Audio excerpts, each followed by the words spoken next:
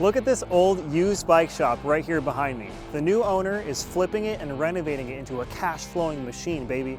Let's go run the numbers, let's go check it out, and hopefully learn something along the way. Come on.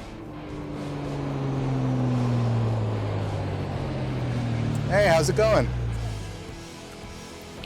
Welcome to the New Jersey Shore House. Yeah, thanks man, thanks for having us. Good to see you. Let's go check it out. All right. So we're really excited about this house. We wanted to be at the Seaside Heights area for a long time, and this house had the location and it had the bones, although it was very hard to recognize exactly how good the bones were if you didn't have quite an imagination. But we put in this beautiful fireplace. We're about to install the mantle, 75-inch TV, new wood floors, overhead lighting. The stairs don't yet have some of the railing, but you could see we opened it up as best we could, and there's a lot of natural light coming in. We have appliances. Yeah, the appliances we have, they just arrived today actually, and we haven't installed them yet, but they'll be going in the kitchen. And this is the first time I've done a bunch of renovations in other houses, but I've never done a blue kitchen. Never been daring enough, but it is the shore, and here one of the themes is going to be blue. So have that beach house vibe. You know? Exactly, so, exactly. I love what you've really done with this room, though. I mean, it's just it looks incredible. It really does. Like, just it was one of these places at the shore that's just stuck in time, and then you guys came in and completely modernized the place and made it look beautiful. You know, look, we're going to rent this out for, I think, something that's very fair, but when you see what we've brought to the table and all the amenities, that's key. I want people to, you know, have a lot of comfort when they're staying here. Definitely. And come back, right? Because that's the name of the game. Repeat business, people are happy. Yeah. And then you can slowly increase your weekly rates over time with the, you know, the regulars that come back, they really like the place, and then you've got your not captive audience, but you've got your recurring customer that's going to continue to come back to the same place. And we're going to have amenities that people don't have, like the hot tub, the arcade. You know, we have a lot of cool stuff coming. That's the ultimate Airbnb hack, the hot tub and the arcade. Like, that's going to be what brings most people into the place. When they see those pictures, they're going to want to book it right away. Tell me a little bit about what you did here at the staircase, because this used to be like a wall here, and you blew it out, right? So what's the plan with all this? Yeah, so structurally, as long as there's no load bearing, I mean, this is load bearing. There's certain things that were. In the dining room, we had to put additional support. You could actually see that behind me, because what we tried to do was every egress or entrance, we would try to expand as much as possible to have this theme of open floor plan concept. You know, it's quasi-open. Let's just check out the whole space here, because you have a lot of open light, and it's just very bright and very inviting in here. You know, I feel like this was a really good add value, a really good property to have taken on to do this project. You know, just based on the layout and the way that you guys have transformed it. You know. Yeah, thanks. I mean, it did take a lot of imagination. I think in this one, my wife might have had more imagination than I did, because I was a little reluctant. I knew that there was going to be a lot of work involved, but I did see, you know, some of the potential. I loved this room. This was actually one of the nicer rooms even before the renovation, because of all these windows. So we put in a nice chandelier, but we had mentioned the Florida room, and, you know, I mean, I call it a Florida, I believe it's a Florida room technically, but in here, this is going to be an office. This is going to have a desk. It'll be like a bolt-on desk to the wall, so it'll kind of be attached. There'll be, you know, a chair here. So if you're here for the summer and somebody has to do work, this is a great opportunity to shut the doors, let the kids or your friends or whoever hang out and wherever else, and just be quiet out over here. And if you wanted to, and you had that extra guest and you needed an extra room, we're gonna have a high quality futon type couch. Right here? It'll be, right by the windows. So, you know, we'll put some window coverings, maybe not completely black out, but, you know, we'll have some stuff to ensure that, you know, if people want to sleep here, they can. But just even having an office, that's something I think most people don't have. Having that workspace, that's something that Airbnb specifically is adding into their algorithm, that they want to promote properties that have like an office or some kind of a space for working from home. So that's one of those extra perks, not just like a hot tub or like the arcade thing, but then having the office too is like an extra boost in the algorithm. You're going to go really high on the search results. So let me show you the kitchen. This is really nice because you have the bay window. You can see, you know, all this great sunlight. Dining room view is a little better because you can actually see all the way to the water, but you're getting a lot of light in this kitchen and these areas. So now we have the bathroom. This is tight, so I'll go in first and I'll go in the shower. What we did here, herringbone tile on the floor, blue, and Is herringbone the style? that's the direction pattern. it's in? Yeah, it's like the sort of, not really crisscross, but it's the 90 degree and then just going up. But yeah, it's the pattern because you could do a brick pattern, which we did. You'll see in the shower itself. You could see on the same pattern is being used in the shelf. And then we have, this is gonna have 6 jets and a, I'll step back in, and a handle. So what'll be really cool about this is, and I've used these before, you'll have overhead, so you could take a rain shower, and then you'll have all these blasting, and these are directional. So you could hit yourself, you know, in the chest, you could hit yourself wherever you want. You can, or if you have little kids, like sometimes I do that. Like I could have my son come in, if he's got sand in his hair, we put on the jets, and then you can just, you know, wash his hair out. There you go. So it's really cool. And then the sink is nice, low profile, but you know, we set all this up pretty nicely. So we'll go into, these are kind of, I guess you could call them dual master suites. So this is the bigger one, which is now being used as a makeshift office. And you gotta have the TV. Look at this. Yeah, so we have, this is a 65-inch TV. The other one may have a 55, but this is gonna have a king-size bed. We're gonna have a chest of drawers here. So it'll look nice, and it gives us more room. So maybe we can put, in addition to the bed, maybe a a seat or something here, or some seating. Some extra furniture to kind of liven up the room, make it more functional rather than just a sleeping place. Exactly. Yeah. So yeah, this is it's a pretty big room.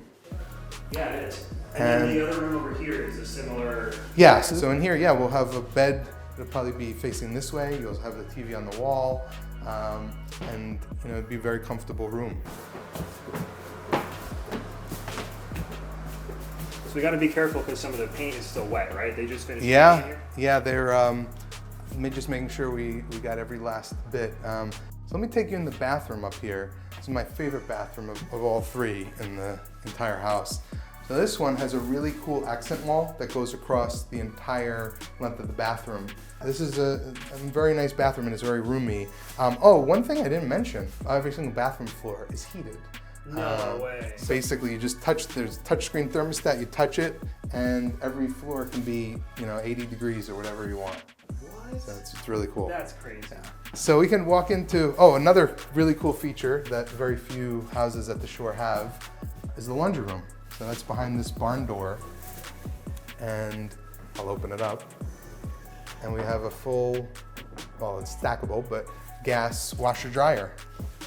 So this is the smallest bedroom, and in here we'll probably have a full or a queen bed, and we have a TV. You can see the mount right there, right on the wall. And so we're gonna have, again, it'll be a smaller, I think we have maybe a 43-inch in here, but it'll be a wall-mounted TV. You won't see any wires, and you can watch TV from your bed or look out the window and see the Seaside Heights water tower over there.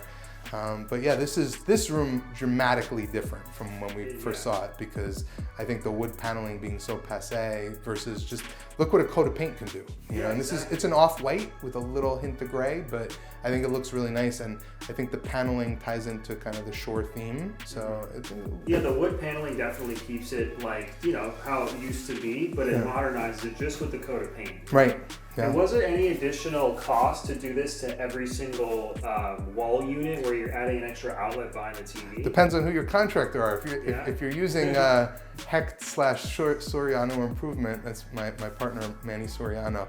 The adding details to the project are not at the end of the world. So it takes time for a couple things. It's not only just fishing the wire, right? That's relatively easy, but then making sure that, again, you see he patched up the wood. He's got to repaint it because I guess maybe, I don't know what he was doing here, but whatever it was, you just have to make sure that everything's taken care of. Now, the nice thing about having a general contractor is if you have electrical, plumbing, everything, then one person does one thing and the rest of the crew can kind of clean up the mess and tie everything together. Because if you have just an electrician, every electrician that I've hired on my own, I'm not cleaning up, or if I clean up, I don't care about your wall, none of that, right? Never repainting. Right. If you have a general contractor who's taking care of everything, then everything has to look good at the end of the day.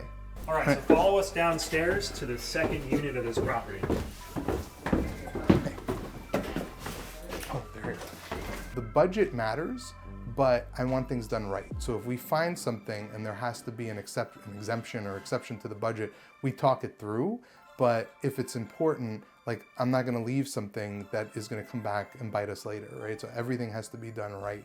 And that does mean, generally, when you're budgeting, these things, you have to leave another, at least, 25%, maybe more, for, what you think the budget's going to be. For stuff that you don't see, right? Yeah. Stuff that's going to come up. Exactly, so. Because you don't know, and sometimes budget is a problem. Not everybody has, unlimited budget. Not everyone is putting, their personal money into a project because they're going to use it necessarily. This is a great little alcove to put bunk beds. So we'll probably have full over full, or whatever I can swing, maybe a queen over queen, because I did see they make bigger bunk beds now over here. And then we'll have TV on the opposite wall. But we're really making use of this, and we're taking what was a studio down here, adding a bedroom here, adding a bedroom where the garage was. So we have now a partial garage. We're gonna have a wardrobe over here so that either room can use it. Guy's old office is going to be an office with a futon, just like the Florida room. Gotcha. So it's gonna be more workspace that you could use for this particular unit. And I believe we're gonna allow, we could potentially have both units rented to the same family, but we could also have them separable, which is nice. So yeah, so for that, what I would recommend is getting 3 listings done, right? So there's one listing where you can book the whole house, and then the other 2 where they're each separate, and then you can link them together. So if someone books this one, it blocks these 2 out. Right, that's a great so idea. That's something that I've actually done on like studio units that are right next to each other. So that's just one idea potentially. And then here you have a kitchen. We took it out because we're painting and stuff and putting the flooring. But we'll have stove and refrigerator and everything is all here. So we'll have a full kitchen, and we'll have a table here, couch over on the side, to watch TV, but it's more open than it was. And then we have, this one has a very big laundry room. It'll have a washer dryer that are full size, unlike the stackable upstairs, and that's in here. And then we have the bathroom. So the last thing, another big value add, is this is now a junk room, but this will be a bedroom. We're gonna have a bigger window over there because it's a tiny window that was part of the original garage. This garage was very long.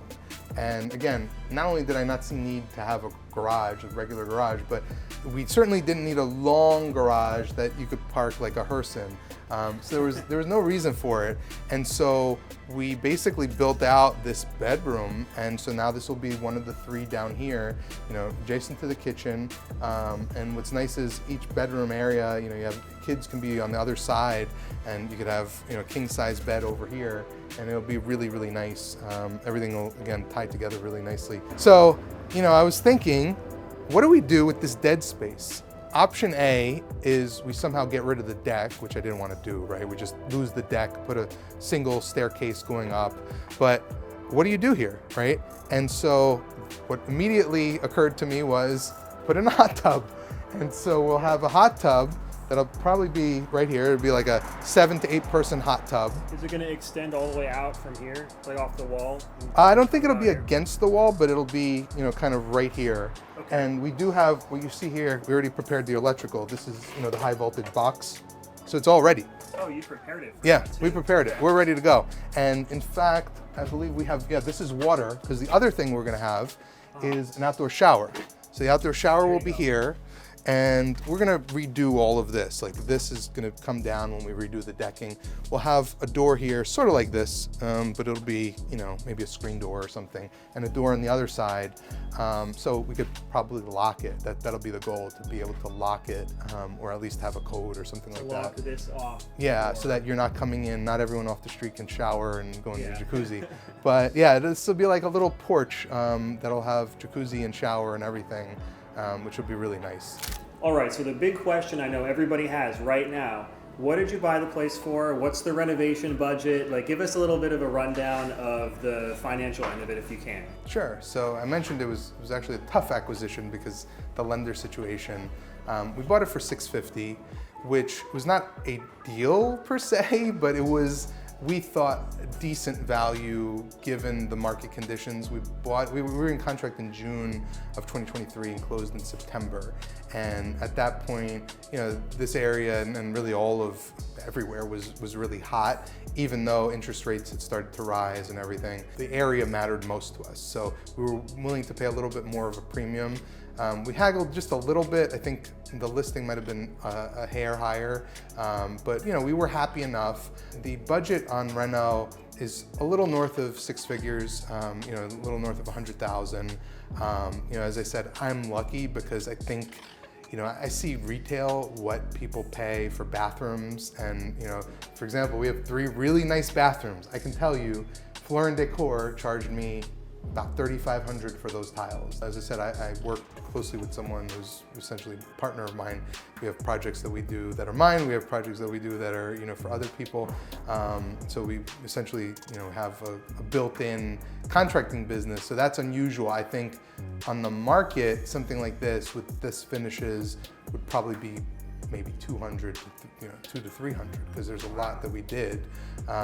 And that's just, again, retail. Like if you're getting a designer, you're doing a lot of that kind of stuff. I do my own designs, or sometimes if I need inspiration, I will talk to the people at Floor & Decor.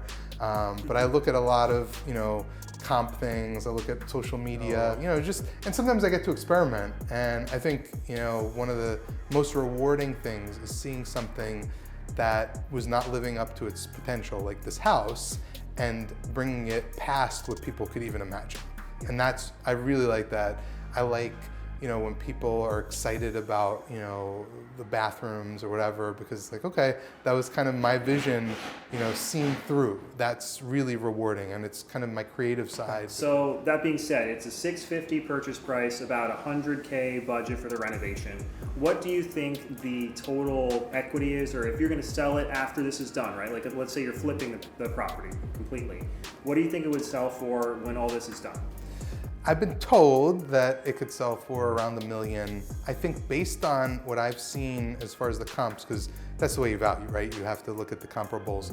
I think we're not looking to sell it right now or anytime in the future. We're not anticipating that. And I want to be a part of what I see as the, kind of rehabilitation of Jersey Shore, where, or Seaside Heights. I say Jersey Shore because it's the show, but it's the, the ending of Club Karma. This is a fun place, but I see it's now more family friendly. For everybody who's new to renovation and anybody who's looking to do a project like this, what is your recommendation? If it's their first time doing something like this, what would you say? How would you get started? Like, how do you find the right contractors? Like, what would you recommend?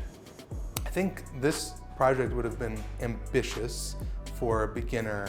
I think that it's better to find something that's a little closer to what you think. I would say it's baby steps, right? Like on projects I've had, in my mind, I've wanted to do them in phases. In reality, just because I've had experience and I'm lucky enough to have the capital behind me to be able to be more aggressive about what I do and what renovations I choose to get it to the finish line quickly, but also in less phases.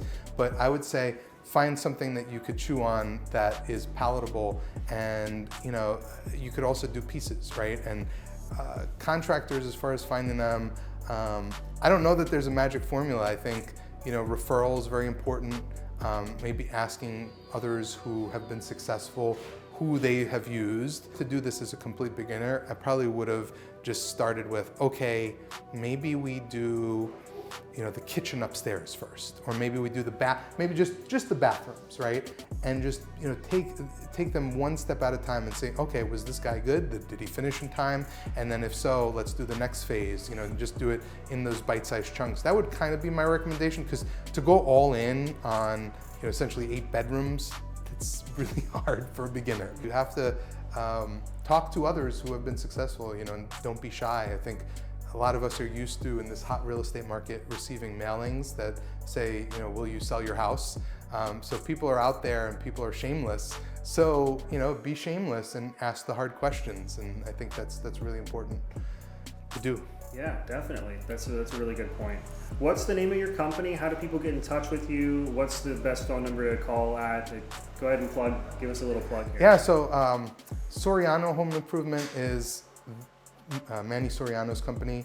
As I said, I work with him with Hecht Improvement, so they will probably fall under one umbrella at some point, but right now, I'm kind of more of the consultant and interface to him, and the designer. All right, well, I appreciate your time, David. No problem, it was a pleasure. Yeah, and stay tuned, everybody, for part 2. Part 2 is coming, where we're going to see the finished yeah. version of the entire place, hopefully with a hot tub and an arcade and all the kind of cool stuff that's going to make this place just pop on Airbnb. So stay tuned, everybody. Thank you for watching. Hit the like and subscribe button. Check out David's channel, and we'll see you all on the next video. Take care.